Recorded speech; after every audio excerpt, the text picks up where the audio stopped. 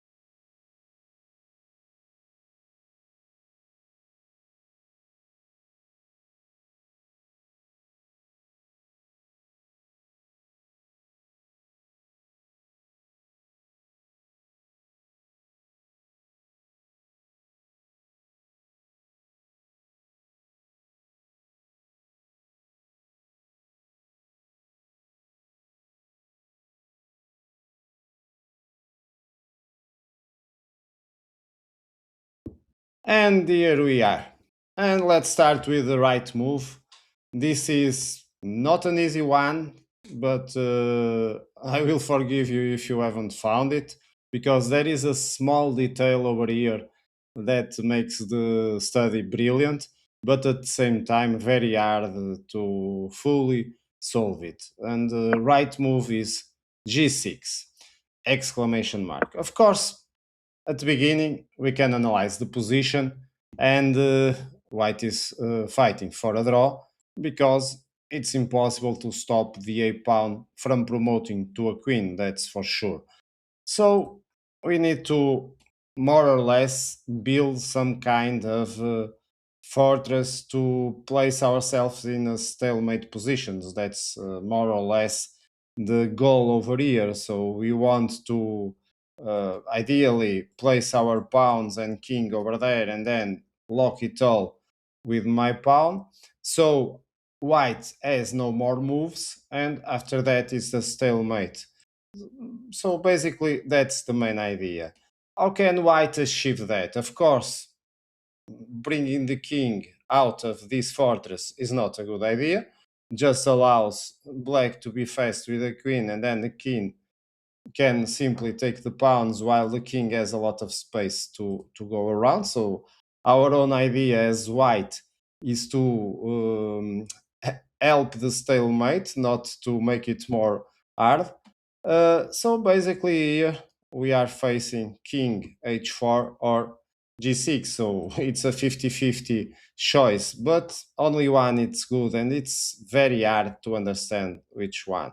But let's start by trying to go with king h4. This seems like an innocent move because, of course, now black will try to advance the pawn. There's no other useful moves over here for black, so don't need to consider anymore.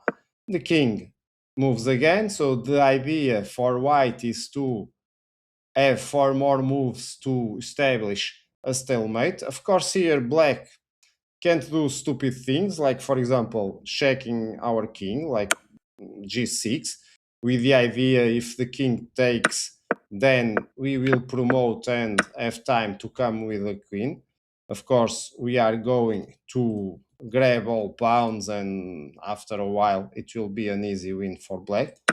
uh, this is an innocent move because otherwise we will play king h4, and as you can see, if black tries to advance the pawn, I already establish a good fortress for a stalemate position, and now white promotes to queen, but I can't move my king and there is no other move, so it's a draw by stalemate. So coming back here a bit more, over here, when we advance with the king, well, black can also try to advance with its own king, but this, unfortunately for black, it's just helping white to go and have the stalemate faster. Like, for example, going here, then we advance and just keep advancing until we reach this position, and now it's black to play, and there's no way to avoid stalemate. Like, for example, taking the pawn, there's no room again for white.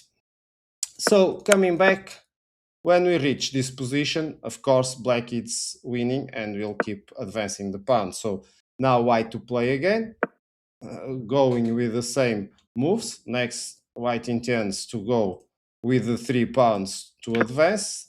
Now he advanced g6 pawn. It looks great. Let's see, for example, if black does something wrong over here, taking with the queen check, we just advance the pawn, and after a while, there's no way, and it's a stalemate. But of course, if black is paying attention over here, well, it will find the correct move. It's just playing queen d1, because notice what happens. Now we are pinning the last remaining pawn, and because white can't advance the pawn, the only move possible is to bring away the king, and now we simply checkmate white. So this plan with going back to the start, this plan of starting with king h4, it's not possible. We are going to understand it better further ahead. So let's go with our main line, playing g6. G6 is the same idea. We want to advance every piece and to establish a fortress to be stalemated in the end. So now black to play again and again. Funny or interesting, you can see that now white is also cutting the black king from moving in front. So here basically we really want to promote queen with black, and so we keep advancing our pawn again. There's no way to go with the wrong king h4. I think we saw that already. That plan involving king h4 is just a mistake. So we play g5. Now the pawn advance, and now if you haven't reached here, I hope you have seen it. Now you have basically to choose between two key moves. Either we play king g4, that seems a bit strange, or king h4. But king h4, it's a mistake. Why it's a mistake? Because black will promote again well, the idea is if we are expecting black to promote for a queen, this will be a mistake for black. Well, this is the probably the idea you have saw. So basically, one can see the difference between playing king h4 or king g4 if we are just looking to the promotion for the queen. And then when we move, we can do something like this because, for example, if the queen takes here, it's a stalemate. If the queen plays other thing, then we have the same position. Anything you move, it's a stalemate. Even if you sacrifice, you'll reach a position where you can't force. Notice that now we just play king f5, forcing black to play the king d5, and it's a stalemate. You see stalemates everywhere. Because when we play here, the other option is for the king to move away, but then it's white, it's winning because it's able to promote faster than black. So here the sacrifice of the queen is not an option, so any other move, whatever, it will be a stalemate in the next one. But the problem was we were just looking to the promotion for a queen, and here is the surprise. Because black will promote to a bishop. Yes, strange, another rare promotion, the rarest of the ones we can get. And what is the difference from the queen? Well, we are going to see. We just keep with our plan, so moving the pieces up. The bishop takes one pawn, and now, of course, we can see that it's not enough for white. And as you can easily conclude, if this was a queen, it will be a stalemate, but it's not, it's a bishop. So the king can still make a move, and now we sacrifice the bishop for a pawn, moving the king away, and we can bring our king to help our pawn to advance. Let's see it happen. So this is a winning and pawn end game. So not very I would say not very easy to see the promotion for a bishop over here, but this just destroys the option of king h4. And this is basically why we are also losing when we started with this move in the beginning. Because now let's go understand the correct move. Very hard to find. Brilliant, but very hard. Why king g4 is best? Because if here we promote to a bishop, well, we are attacking the pawn, but now we don't need to go to the stalemate. We simply can stay outside. So playing directly with king f4, it's enough because we are going to always help our pawns. Let's see just one line to explicitly show you this. And now we just keep playing, and the king is going to be here walking around and taking care of his pawns. And here it can even go here. Of course, we can keep going, helping the pawns, but here we also have this option. And if the bishop takes, we simply go for the stalemate position, stalemate again. Coming back, as you can see, the difference is now black promotes to the queen, and because it's a queen and not a bishop, then we are able to go to h5 again. So the difference is we go through this path instead of the direct one, just to control the option of black to play a promotion to a bishop. Okay, not an easy one, So you are forgiven if you haven't seen it and you went just directly to the stalemate. Nevertheless, I think it's also good for you to discover during the solution this option of black of promoting to a bishop. And now it's easy because we go to h5, the queen plays and just bring the pawns. As you can see again, the queen can't take on g3, otherwise it will be a stalemate. So I'm giving a check, and now whatever the queen does will be simply draw. But of course, if black tries to lose the game, well, it will be able to lose because now we are going to be able to promote ourselves. So when we are reaching back here, we don't want to be smart with black and we need to accept the stalemate. Okay, I hope you have enjoyed the solution. I really believe this promotion to bishop is very hard, but that's why these studies are considered the ones of the best and also allows us to think more options when we are trying to see opponent moves. See you in future studies. Bye bye.